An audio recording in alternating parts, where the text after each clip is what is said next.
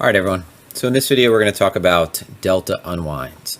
And some of you might have already tried to watch the original video, but unfortunately there was no sound. And I think sound is a pretty important component of these videos. So we're going to do this over again. I'm not sure what happened. I think I might have actually had my mic on mute. So big faux pas on my part. But getting right to it, the delta unwind, this is, a lot of this stuff is going to be pretty much the same across the board as far as, setups, conditions we look for. A lot of what we're trying to take advantage of is one side losing control, one side getting crowded, and market profile gives us context, right? So market profile gives us an idea of where to get involved, where the market is spending most of its time, where value is developing. And then we look at, order flow for more nuanced information, okay? So a delta unwind, just as an unwind sounds. Imagine that we are, winding something up and building up a lot of potential energy, and then all of that is released. So the market is, in this case, a lot of times what we'll see is that unwinds are typically what we would normally refer to as rollovers. So in this case, this will look like a backside retest, and this will result in a rollover. So what we're looking at right here, more often than not, unwinds are what lead to our long liquidation structures when we're looking at double distributions.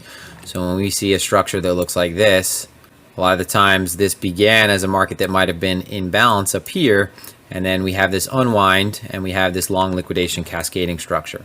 Now this can happen at the bottom where you have positioning unwind, delta unwind at the low of a move, and it resolves in a reversal. But more often than not, we'll see this at highs, and this will more often than not look like an unwind.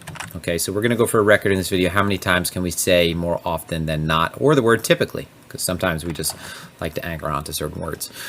So typically what you would refer to as a rollover, okay, where the market loses its ability to follow through. There's a loss of momentum. This often happens after there are multiple retests of a level, right? And more often than not over a range. So typically we'll see that this is built up over a 2 to 3 day range, 2, 3, 4 day range, one of these micro ranges with BTC. This can be, interpolated into the lower time frames where, you could be applying this onto a 5-minute chart, a 15-minute chart. Obviously it involves, the move is probably going to be of less magnitude. Okay, so it sounds just as it is, as I said, right? Imagine unwinding something that has a lot of pent up energy. One side has been in control. Okay, for this short period of time, in this case, one side has been in control, but ultimately is unable to follow through. We see the initial aggressiveness towards the extremes. Okay, we went over that. And then there's a loss of these imbalance levels. Okay, so first there's a sign of absorption, then there's the loss of the imbalance levels, which ultimately are what we use as a trigger. And then you see a influx of volume in the opposite direction. So in this case, we're going to be talking about a backside retest of what was a breakdown of a longer range. So I said this could happen at highs. So this structure right here, you can imagine this in isolation as well at the high of a structure. And before we get into this, I have said before that there are many times when poor highs are left behind. Okay, many times when poor highs are left behind, and specifically that is when there are rollovers. So when the market is unable to follow through, and this is an indication that there's been a loss of momentum. So loss of buyer interest up here, and then the market just collapses upon itself. And this is kind of what an unwind is. It's a collapse. So what we have right here is a market that had taken a substantial move to the downside after breaking down from, this was around a 9-day range. Okay, we have an immediate kickback. Market makes an aggressive move up. Following day is pretty much in balance. Okay, so in balance, we have our points of control lining up. Okay, the market had closed, opened, auction sideways, and then closed basically right where it had opened. All right, so not much movement whatsoever from this candle. Okay, we have a market that opened here, moved up, auction sideways, and then closed right around where it had opened. Okay, so if we're looking at just the TPO charts, we see a market imbalance. We see a market that made an attempt to move upward. We could look at something like rotation factor, and immediately we see the market is making an aggressive move up, or not aggressive, but it is trying to work its way up. So positive rotation factor, but it is obviously immediately showing signs of a loss of momentum. And we know that context is this is coming from a prior level that we just broke down from. So we're looking for ultimately signs of absorption, signs of a backside retest. Backside retest meaning that if this was a previous consolidation we came from, and let's say that this was, we'll draw this a little bit better. Let's say that this was the range and this was the previous consolidation. You know, the backside retest is just taking a retest on the breakdown of this structure because there's a little bit more certainty at this point that this high is worth shorting. And at this point, we could put a conservative stop up here or a more aggressive stop at the low using this as a buffer.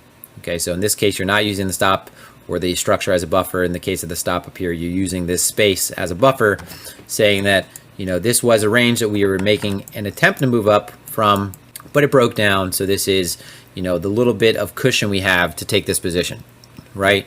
If we are enter into a short and this broke down, it's a clear sign that this is losing strength. If we're back inside of this range, maybe we could reevaluate, but it's a backside retest. It's rather than just shorting the high.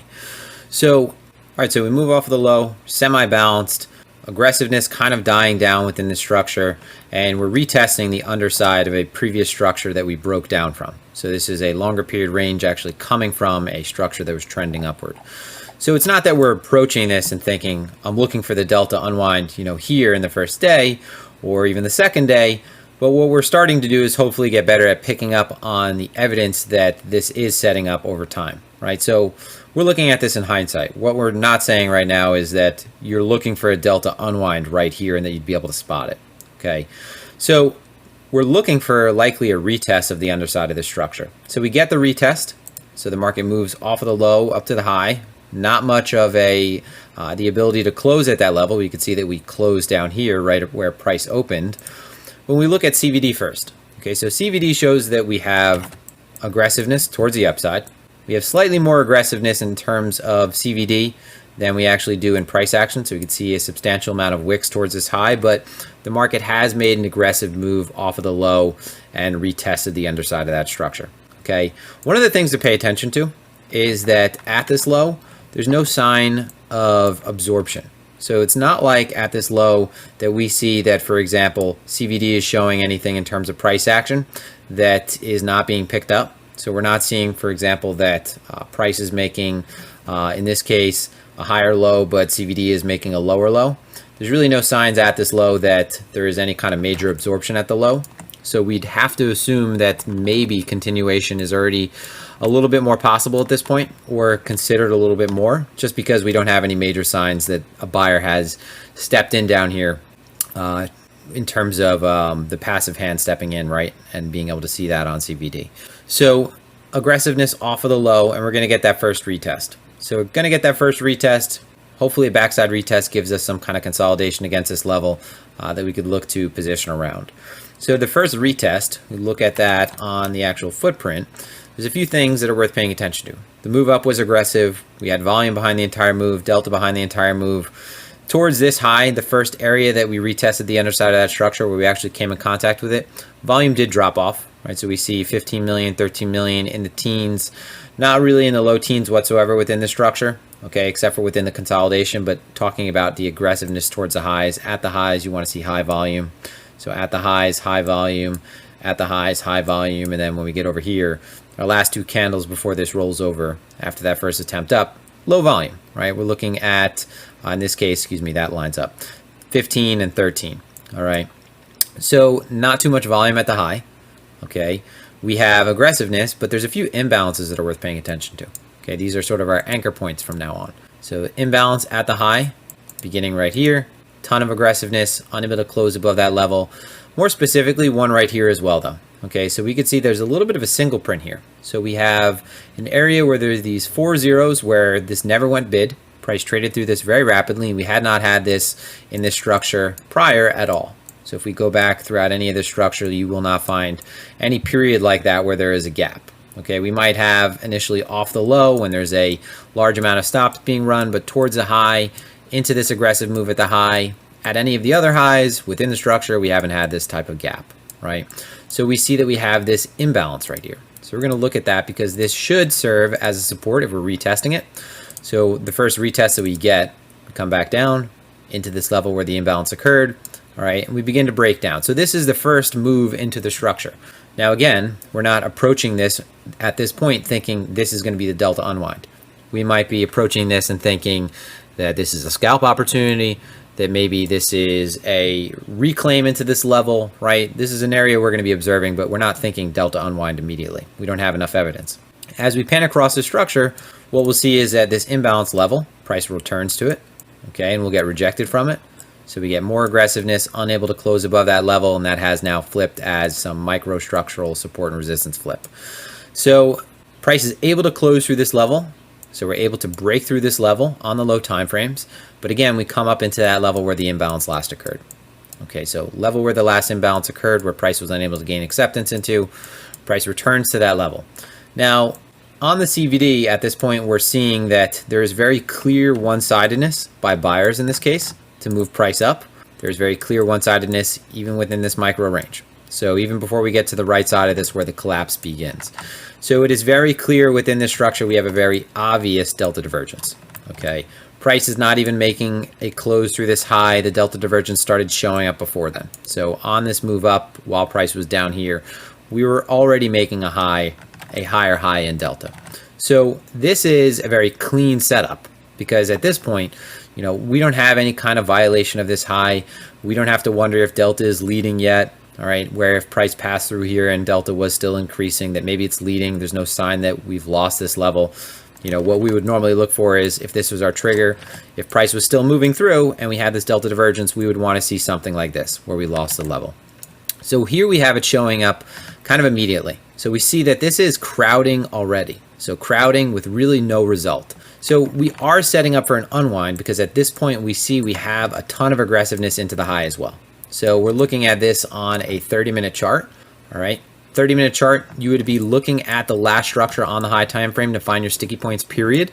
But what you would see on the low time frames is that whether you're looking at this on the 30-minute, the 5-minute, doesn't matter, is that towards the left to right, or left as this translated from left to right, what we see is that delta was actually increasing. So we have downward price action, even on the low time frames, and delta is still increasing. We have a positive delta over here,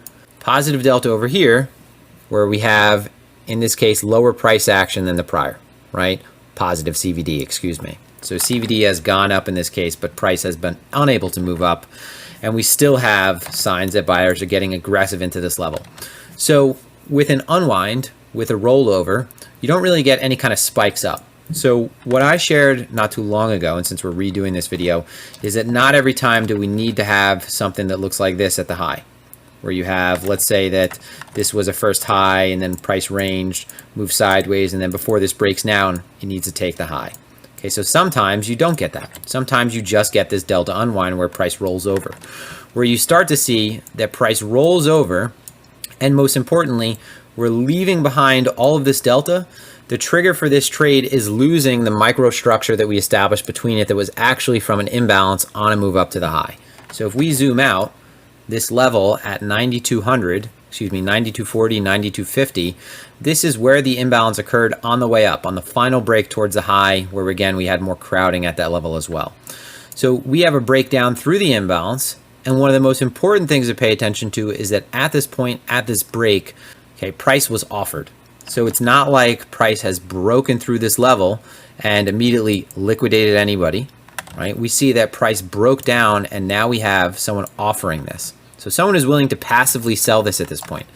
So in this case, we have a very obvious sign that we have crowding at the high. We have low time frame delta showing up as being more aggressive, or low time frame CVD. Which doesn't really make a difference anyway, because we're looking at this on a candlestick chart over a long period of time. CVD is CVD, but we could see that price action is really not translating to much strength whatsoever, right? For this increase, even looking at this on the low time frames, it is rolling over. If we look at this compared to something like VWAP, losing VWAP again, which is where the market has been putting on risk. So we're looking at this drop right now, and more importantly, within this structure, after the signs of divergence, after the signs of crowding, we're losing the microstructure that we built on the way up. So high, imbalance occurs here, break up to the high, divergence. Break down, retest that imbalance level, make a move up, very obvious divergence. And now the trigger for any aggressive entry would be at this point entering in at this aggressive break. So aggressive break in this case with an aggressive stop. So aggressive entry, excuse me. So in this kind of trade, what we're doing is taking advantage of the market as it is likely to start spilling over. So we're positioning ourselves in anticipation that what we're trying to do is ride a wave that's building up.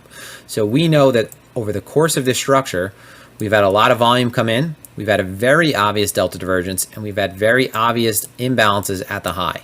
Okay, so the market has gotten aggressive into this level. We know that this is a substantial resistance at this point.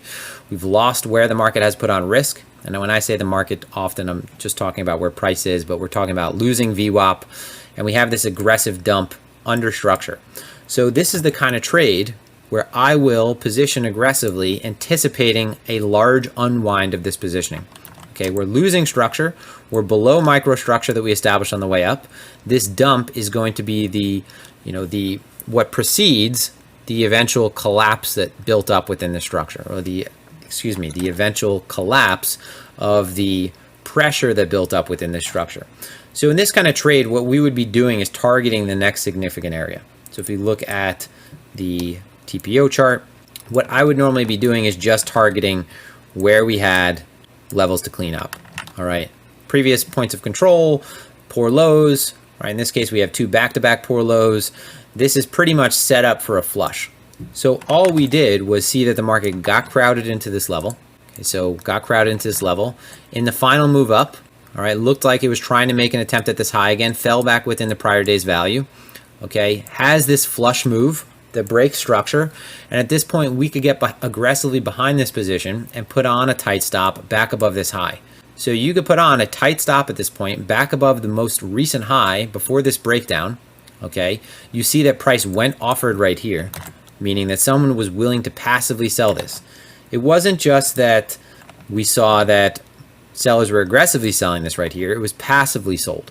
Okay, so getting right behind this candle, I would put a stop above this high and I'd be targeting these lows. All right, and this is the kind of trade where I would just enter in with a market order. Okay, because what we're doing is anticipating that this is going to, it's going to collapse on itself, right? It's going to move rather rapidly. And we're looking at a 30-minute candle right now, but if we looked at this on something like, just to show you that this is not just easily looked back on with a 30-minute candle, we put on the 5-minute, make sure that we go back to that period. Just go back to, okay. All right, so right there. So we could see that right when price, this is even better because it shows you low time frame how it acted at that level. This is the imbalance level right here. As soon as price made this aggressive move into the low and it became a shift of aggressive selling, this went offered right here. So this went offered right at the low. Okay, that's a sign that control has shifted and that passive sellers are willing to sell a low rather than sell a high. Okay, even though it's close to the high, it's not at that range micro high. They're selling it more towards the low.